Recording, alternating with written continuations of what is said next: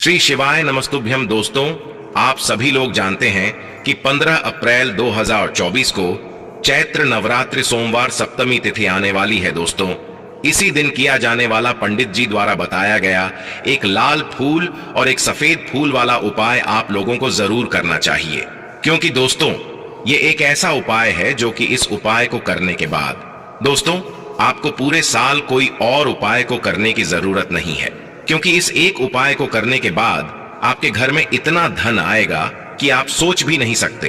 पर उपाय को आपको मन से करना पड़ेगा, या आपकी कोई अगर मनोकामना भी है धन से जुड़ी हुई, लक्ष्मी प्राप्ति से जुड़ी हुई, तो भी आप लोग यह उपाय एक बार इस एक लाल फूल और एक सफेद फूल वाला उपाय को जरूर करके देखें, क्योंकि यह उपाय सिर्फ इसी एक विशेष दिन पर किया जाना है, इसके अलावा और कभी नहीं किया जाना है। धन प्राप्ति के लिए सबसे बड़ा और सबसे नया यह उपाय पंडित जी ने अपनी अभी की सीहोर की कथा में ही बताया है। मैं जिस उपाय को आज हम आपको बहुत अच्छे से समझाने वाले हैं, इस वीडियो को देखने के बाद इस उपाय को समझने के लिए आपको कोई और वीडियो को देखने की जरूरत नहीं पड़ेगी। तो चलिए दोस्तों, उपाय को शुरू करते हैं। देखिए, यह दिन इतना खास होता है, इतना महत्वपूर्ण होता है। देखा गया है कभी कभी बड़े बड़े पूजा पाठ अनुष्ठान से जो मनोकामना पूर्ण नहीं होती है, वह चैत्र नवरात्रि का 5वां दिन एक छोटे से उपाय करने से ही आपकी मनोकामना पूर्ण हो जाती है। और बहुत सारे लोगों ने इस उपाय को किया भी है और उनको इस उपाय को करने का फल भी जरूर मिला है। अगर आप लोग भी इस उपाय को चैत्र नवरात्रि सप्तमी के दिन करना चाहते हैं, तो आप इस उपाय को पहले अच्छे से समझ लेना, सुन लेना, उसके बाद करना। आपको इस उपाय का फल जरूर मिलेगा। और इस उपाय को करने से आपके घर में चाहे किसी भी प्रकार की दुख और समस्या क्यों ना चल रही हो, आपको उसका कारण भी नहीं पता है कि भाई ये समस्या किस कारण से चल रही है, उसका कुछ भी कारण हो सकता है, जैसे पितृदोष हो सकता है या किसी भी तरह का मंगल दोष भी हो सकता है, और भी बहुत तरह के दोष होते हैं, कुछ भी हो सकता है। पर आपको इस उपाय को करने के लिए अपने दोष को पता लगाने की भी जरूरत नहीं है। चैत्र नवरात्रि सप्तमी के दिन इस एक लाल फूल और एक सफेद फूल वाला उपाय को आप लोगों को कर लेना है। दोस्तों, अब हम समझते हैं इस वाले उपाय को हमें करना किस समय है। एक लाल फूल और एक सफेद फूल वाले उपाय को हमें चैत्र नवरात्रि सप्तमी के दिन करना किस समय। तो देखिए, इस उपाय को करने का जो समय है वो सुबह का समय है और शाम का समय भी है। अब देखिए, यहां पर हम मुख्य रूप से सुबह का समय नहीं बोलेंगे, क्योंकि देखिए सप्तमी प्रदोष व्रत है और आप सभी लोग जानते हैं प्रदोष व्रत के दिन का, प्रदोष काल का मतलब शाम का जो समय होता है ना, इस दिन भगवान शिव जी का सबसे प्रिय दिन होता है। तो आप लोग इस एक लाल फूल एक सफेद फूल वाले उपाय को सुबह के समय भी कर सकते हो और शाम के समय प्रदोष काल में भी कर सकते हो। सुबह के समय अगर कर रहे हो तो 10-11 बजे तक भी अगर उपाय करोगे तो भी आपको उपाय का फल मिलेगा। वहीं अगर शाम के समय कर रहे हो तो इस दिन जरूर शाम के समय का ध्यान रखना कि शाम के 6 बजे से लेकर 7 बजे के बीच में अगर आप इस उपाय को कर सकते हो तो बिल्कुल कर लेना, पूरी कोशिश करना। पर यह बात आपको समझ आ गई कि आप इस उपाय को सुबह और शाम दोनों समय कर सकते हो। मतलब करना आपको एक ही समय है, घर में से किसी एक ही बड़े व्यक्ति को करना है, पर एक ही बार इस उपाय को करना है, दोनों समय नहीं करना है। आपको जो समय अच्छा लगे आप उस समय पर इस वाले उपाय को कर सकते हैं। अब सबसे महत्वपूर्ण बात आती है कि इस उपाय को हमें करना किस लिए है। जैसा कि हमने अभी आपसे बोला कि इस उपाय को करने के बाद आपके जीवन में बहुत सारी खुशियां आएंगी, आपकी मनोकामनाएं पूर्ण होंगी, आपकी धन की समस्या दूर होगी, आपकी पैसों की समस्या दूर होगी। अब देखिए, अगर आप लोग सोच रहे हो कि भाई हमें घर बनाना है पर घर बनाने के लिए पैसा नहीं है, हमें गाड़ी लेना है पर गाड़ी लेने के लिए पैसा नहीं है, हमें जमीन लेना है पर जमीन लेने के लिए पैसों की कमी पड़ रही है, अगर ऐसी ही दिक्कत परेशानी या किसी भी तरह की धन से जुड़ी हुई समस्या या पैसों से जुड़ी हुई समस्या अगर आपके जीवन में चल रही है, तो निश्चित ही ये सप्तमी प्रदोष व्रत आपके जीवन में बहुत सारे फल लाकर दे सकता है। इसीलिए अगर आपके घर में बहुत ज्यादा दिक्कत, समस्या, परेशानी चल रही है, धन से जुड़ी हुई, पैसों से जुड़ी हुई धन की बहुत ज्यादा कमी आ रही है, पैसों की बिल्कुल आवक नहीं हो रही है, तो भाई आप लोगों को इस वाले उपाय को जरूर करना चाहिए। घर में से किसी एक भी बड़े व्यक्ति को अब इस उपाय में करना क्या है वो सबसे पहले हम लोग जान लेते हैं। देखिए, उपाय की सामग्री हम लोग सबसे पहले जानते हैं कि इस उपाय में किस किस चीज की आवश्यकता पड़ेगी। तो देखिए, उपाय का नाम तो एक लाल फूल और एक सफेद फूल वाला उपाय है, पर इस उपाय में कुल मिलाकर 4 सामग्री हमें लगने वाली है, जो कि पंडित जी ने खुद सीहोर वाली कथा में बताया है। और जो हम आपको उपाय बताते हैं वो पंडित जी द्वारा बताए गए होते हैं, वही बताते हैं, अलग से कुछ भी नहीं बताते हैं। तो यहां पर हम लोग समझते हैं कि इस उपाय की सामग्री क्या है। तो देखो, उपाय की जो सामग्री है वो 4 सामग्री है, जिसमें से सबसे पहली सामग्री है एक बेलपत्र। एक बेलपत्र क्या होती है? बेलपत्र जो शिव की शिवलिंग पर चढ़ती है। दूसरी चीज है एक शमी पत्र। शमी पत्र वो जो शिवलिंग पर ही चढ़ता है। तीसरी चीज है दोस्तों एक लाल फूल, जो उपाय का नाम है। तो एक यहां पर आपको लाल फूल लेना है। अब ये लाल फूल कौन सा लोगे? देखो, शिवलिंग के ऊपर जो लाल फूल चढ़ता हो उनमें से कोई भी एक लाल फूल पसंद कर लेना, और वो कहीं से तोड़कर या कहीं से खरीद कर लेकर आना, और उस लाल फूल को उपाय में प्रयोग में लेना। उसके बाद में एक सफेद फूल का विशेष रूप से ध्यान रखना। जो सफेद फूल शिवलिंग पर चढ़ता हो सिर्फ वही सफेद फूल लेकर आना, इसके अलावा कुछ मत लेकर आना। तो एक एक मात्रा में ही आपको ये चारों सामग्री चाहिए। एक बेलपत्र, एक शमी पत्र, एक लाल फूल और एक सफेद फूल। ये चारों सामग्री आप लोग तैयार करके रख लेना। सप्तमी के दिन प्रदोष काल में या सुबह के समय जब भी आप इस उपाय को कर रहे हैं, जैसे ही आपके उपाय की सामग्री तैयार हो जाती है, तो क्या हम सीधा उपाय को करने के लिए इन चारों सामग्री को लेकर मतलब उपाय करने के लिए जा सकते हैं? नहीं तो यहां पर आपको इस बात का ध्यान रखना है कि हम भगवान शिव जी को प्रसन्न करने के लिए तो जा रहे हैं, हम अपनी मनोकामना को पूर्ण करवाने के लिए तो जा रहे हैं, पर हमें यह दर्शा बिल्कुल भी नहीं है कि हम सिर्फ अपने फायदे के लिए भगवान शिव जी के मंदिर में आए हैं। इसीलिए हम इस उपाय को करने के साथ साथ में भगवान शिव जी की पूजन अर्चना के लिए कुछ सामग्री भी जरूर लेकर जाएंगे। जैसे कि सुबह के समय अगर आप उपाय को कर रहे हो इस एक लाल फूल और एक सफेद फूल वाले उपाय को, तो भाई सुबह के समय आपको एक लोटा जल लेकर जाना है। जो लोग प्रतिदिन शिव जी के मंदिर जाते हैं, पूजन अर्चना करते हैं, जल चढ़ाते हैं, फूल बेलपत्र बील गोराल सब कुछ चढ़ाते हैं, भाई वो अपनी पूजन अर्चना वैसी की वैसी ही करना। बाकी जो सिर्फ उपाय को करने के लिए जा रहा है, जो कुछ भी लेकर नहीं जा रहा है, वो कम से कम एक लोटा जल अपने घर से जरूर भरकर लेकर जाना, अगर आप उपाय को कर रहे हो, है ना? क्योंकि इस वाले उपाय को आप भगवान शिव जी की पूजन अर्चना करने के बाद ही करना।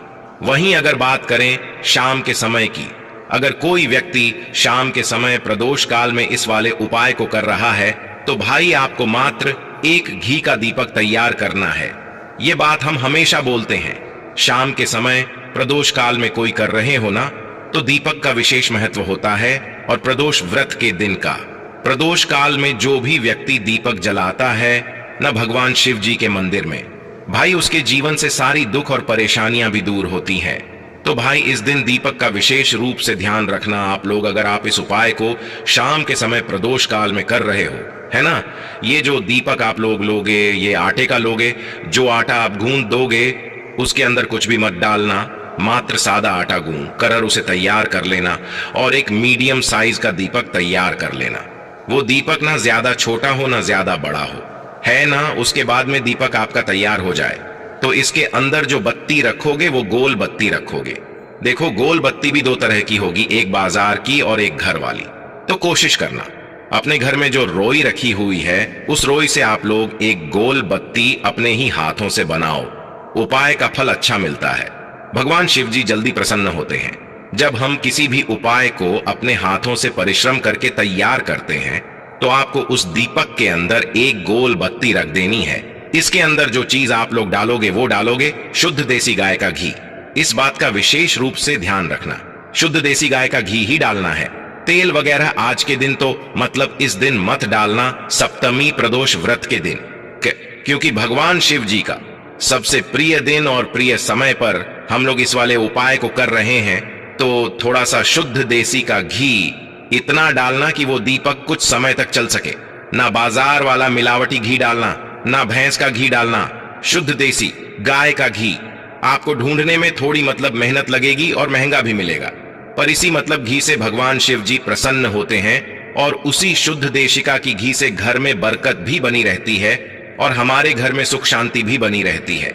इसलिए इस शुद्ध देशिका की घी को अपने घर में हमेशा रखा करो। वो भगवान शिव जी के कार्यों में भी उपयोग में आता है और उपायों में भी हम लोग प्रयोग कर सकते हैं। तो यहाँ पर आपकी सारी तैयारियां हो चुकी हैं। उपाय को करते समय शुद्धता का विशेष रूप से ध्यान रखिएगा। सुबह कर रहे हो तो भाई सुबह तो आपको स्नान करना ही करना है, बाकी शाम को कर रहे हो तो शाम को मात्र हाथ मुंह धोकर भी आप लोग इस वाले उपाय को कर सकते हो। कोई दिक्कत वाली बात नहीं है भाई।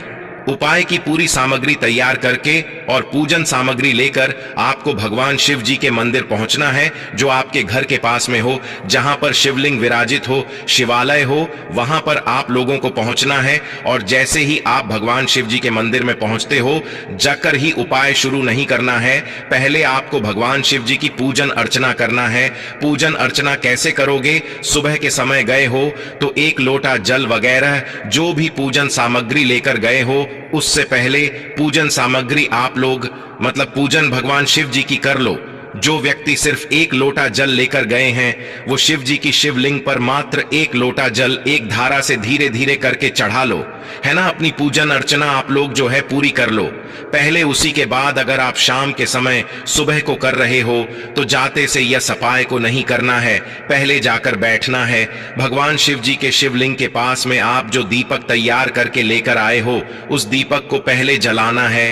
ये जो दीपक आप लोग जलाओगे ना, ये किसी और की माचिस से मत जलाना, अपनी ही माचिस अपने ही घर से लेकर आना और इस दीपक को अपने ही माच से चलाना। अगर आपने मंदिर की माचिस या किसी और की माचिस ले ली, इस उपाय को करने में इस उपाय का फल उस व्यक्ति को भी थोड़ा बहुत मिल जाएगा। इस बात का ध्यान रखना। इसलिए अपने घर से अपनी ही माचिस लेकर जाना और इस दीपक को जलाना। दीपक को जलाने के बाद भगवान शिव जी की शिवलिंग के पास में रख देना। शिवलिंग के इतना पास में मत रखना कि भगवान शिव जी को आंच लगे, थोड़ी सी दूरी बनाकर ही जो है इस दीपक को शिवलिंग के पास में आप लोग रख दीजिएगा, है ना। अब जैसे ही आपकी पूजन अर्चना हो जाती है, भगवान शिव जी के शिवलिंग के सामने या आसपास कहीं पर भी बैठ जाइए उपाय को करने के लिए। और उपाय को करने से पहले आप लोग अपनी वह चारों पूजन सामग्री निकाल लीजिए। उपाय की जो सामग्री है वो निकाल लीजिए और भगवान शिव जी के शिवलिंग के ऊपर एक माता अशोक सुंदर जी का स्थान देख लीजिए। माता अशोक सुंदर जी का जो स्थान होता है वो जलाधारी के ऊपर होता है, जलाधारी के बिल्कुल बीचों बीच में होता है। आप लोगों ने देखा भी होगा शिवलिंग की जलाधारी होती है, जलाधारी के बिल्कुल बीचों बीच का जो स्थान होगा वो माता अशोक सुंदर जी का स्थान होगा, क्योंकि यहीं पर हमें ये जो है उपाय को करना है। सबसे पहली चीज, अब हम उपाय को करना शुरू करते हैं। आप सबसे पहले अपनी एक बेलपत्र उठा लो। एक बेलपत्र को आपको माता अशोक सुंदर जी वाले स्थान पर सबसे पहले समर्पित करना है। बेलपत्र की डंडी का मुख होगा जलाधारी की तरफ, जहां से जल बहता है और नीचे गिरता है, और बीच वाली बड़ी पत्ती का मुख शिवलिंग की तरफ होगा। इस तरीके से आपको इस बेलपत्र को माता अशुचंद्र जी वाले स्थान पर समर्पित कर देना है। उसके बाद में अपनी एक कमी पत्र उठा लो जो आप उपाय के लिए लेकर आए हुए हो। एक कमी पत्र को उठाकर कमी पत्र की भी जो डंडी का भाग होगा वो जलाधारी की तरफ करके, जहां से जल बहता है नीचे गिरता है उस तरफ करके, और पत्ती वाला भाग शिवलिंग की तरफ करके इस शमी पत्र को भी उस बेल पत्र के ऊपर आपको समर्पित कर देना है। समर्पित करने के बाद अब आप ले लो अपना एक लाल फूल जो आप उपाय को करने के लिए लेकर आए हुए हो। इस लाल फूल का जो खिला हुआ भाग होगा, चाहे वो गुलाब का फूल हो, चाहे कोई सा फूल जो शिवलिंग पर चढ़ता हो, भाई उस फूल का जो खिला हुआ भाग होगा वो शिवलिंग की तरफ होगा। बाकी जो पीछे का भाग होगा फूल का वो जलाधारी की तरफ, जहां से जल बहता है नीचे गिरता है उस तरफ होगा। और आखिरी में आपका जो एक सफेद फूल बचा हुआ है ना, इस सफेद फूल को भी आपको लेना है और सफेद फूल का जो खिला हुआ भाग होगा वो शिवलिंग की तरफ होगा, जहां पर शिवलिंग रखा हुआ है उस तरफ होगा, और डंडी का भाग जलाधारी के पीछे की तरफ हो जाएगा। मतलब जो जहां से जल बहता है और नीचे गिरता है जब आप लोग एक बेलपत्र, एक शमी पत्र और एक लाल फूल, एक सफेद फूल चढ़ा रहे हो, तो उस समय आप लोगों को कांता भगवान या कांता चक्र का नाम लेते हुए ही जो है इस उपाय को करना है, और भगवान शिव जी और नारायण जी का स्मरण करते हुए ही जो है इस उपाय को आपको करना है। तो जब भी आप एक बेलपत्र, एक शमी पत्र, एक लाल फूल और एक सफेद फूल चढ़ा रहे हो, तो या तो आप कांता चक्र का नाम ले लेना या कांता भगवान का नाम लेते हुए जो है इन सभी सामग्रियों को माता सुषण जी वाले स्थान पर आप लोग समर्पित करते जाना, और शिव और नारायण जी का नाम भी साथ साथ में लेते जाना। और जैसे ही आप लोग ये उपाय पूरा कर लेते हो, चारों सामग्रियां समर्पित कर देते हो, उसके बाद में भगवान से वहीं के वहीं बैठे बैठे हाथ जोड़ के प्रार्थना करना, आपकी जो मनोकामना हो, धन से जुड़ी हुई, पैसों से जुड़ी हुई, घर में माता लक्ष्मी जी की कमी हो रही है, जो भी दुख और समस्या परेशानी चल रही हो, आपको अपनी वह दुख और परेशानी जो है भगवान शिव जी से उपाय को पूरा करने के बाद वहीं पर पास में बैठकर बोल देना है, हाथ जोड़ के आंखें बंद करके। उसके बाद में 2 मिनट भगवान के नाम का जाप करना है।